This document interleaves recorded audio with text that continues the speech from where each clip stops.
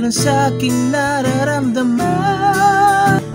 Palapit sa iyong yak, palayo sa mundo, tumatahimik ang iyo. Shoutout guys, another tutorial and another song. So this time, Artoneri kasama niya dito si Jolian.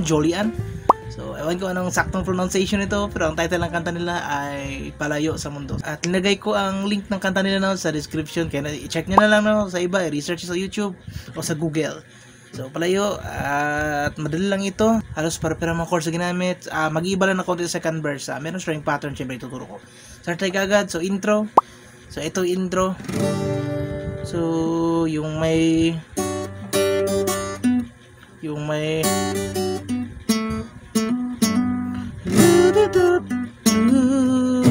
so G, then C, so C add 9, so G, C, so baba lang to, G, C add 9, okay? Then C add 9. So basically baba lang, no? Dan.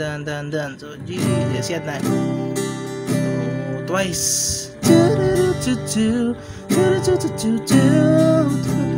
So then pasok ang verse. Dito may pag-iba na kaunti. Twice naman dito ang verse. So ang first line, G pa rin. Kapitana. Then si add 9 sa tala. Then third chord ay B minor 7. So gito lang. So para pwede B minor, pwede yung gito. Kung kaya nyo, gito ang gamitin nyo. Kung di kaya, pwede na B minor buo. Kung di kaya, pero kung kaya nyo, ito. So, dito. Then, si add 9, balik. Okay? Yan ang first line. And then, repeat lang. Na.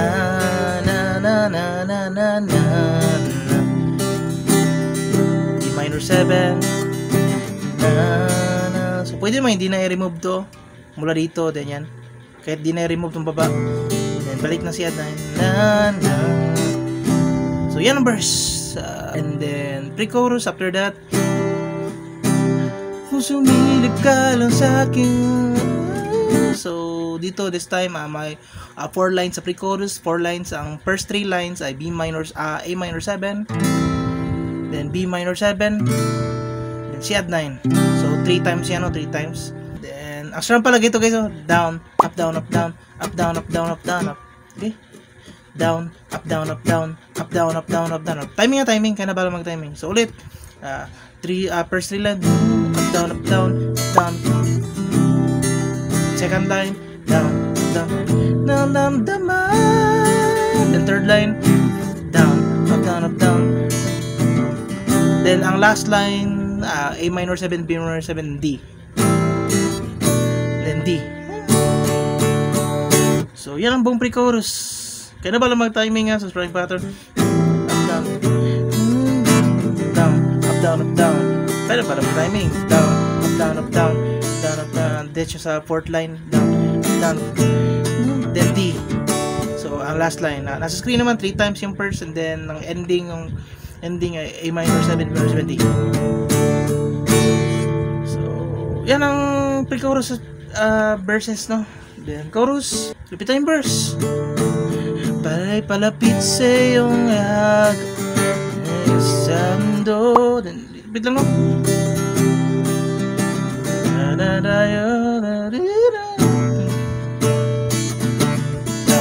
Up, down.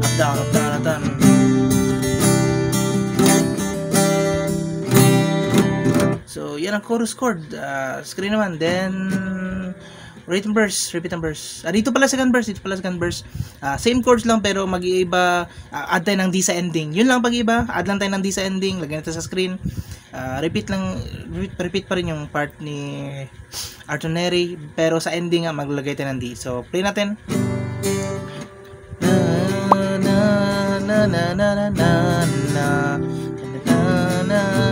Twice pa rin.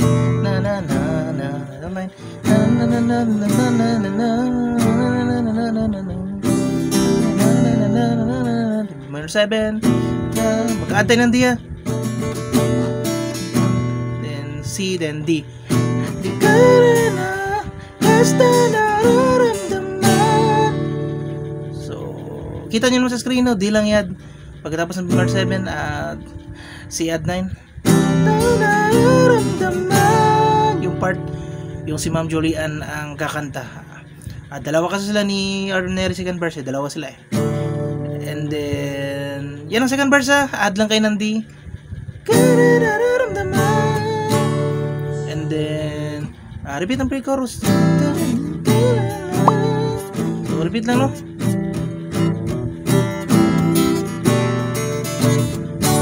Then, ang chorus ending, repeat lang. So, repeat lang guys. Hanggang matapos, ilang chords, yan lang. Repeat lang chorus. Siguro mag-iiba lang yung second verse, yung mag-add lang ng D, yun lang pag-iiba, yung second verse. For the rest, repeat na. So, yun na lahat. Ang kanta, ang link ng kanta na sa description, check nyo lang. Kung gusto nyo, search nyo sa YouTube o Google. So, dito mga tutorial.